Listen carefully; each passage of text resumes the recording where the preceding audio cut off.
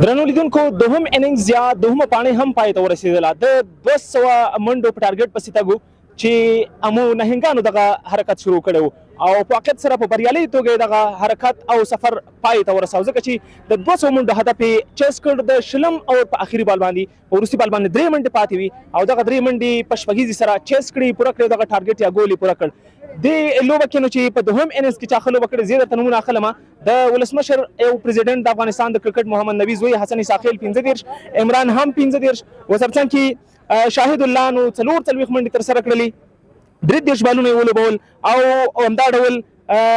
محمد اسحاق چې بیا 28 منډې تر سره کړي 19 بالونه یې ولوبول چې دغه لوبه د امو نهنګانو پر ګټه پای ته ورسوله اوس منو څو لحظې وروسته همدغه د غوري بیټینګ یا د غور بالینګ څښتن لوبغاړی به راځي او دلته به موږ تاسو ته کنفرانس راکوي زموږ ستاسو پوښتنو ته به ځوابونه وایي له موږ سره اوسئ څو لحظې تم شئ چې د لوبې غوره لوبغاړی راشي مین اف د میچ یا پلیر اف د میچ چې ورته ویلی شي همدا ډول غوره کیچر او یا هم سټایلش پلیر څو لوبغاړي به راځي او دلته به موږ تاسو ته د روانې لوبې په اړه هم معلومات راکوي او زموږ او ستاسو پوښتنو ته به هم ځوابونه وایي زموږ سره تم شئ د لوبغاړو خبرې واورئ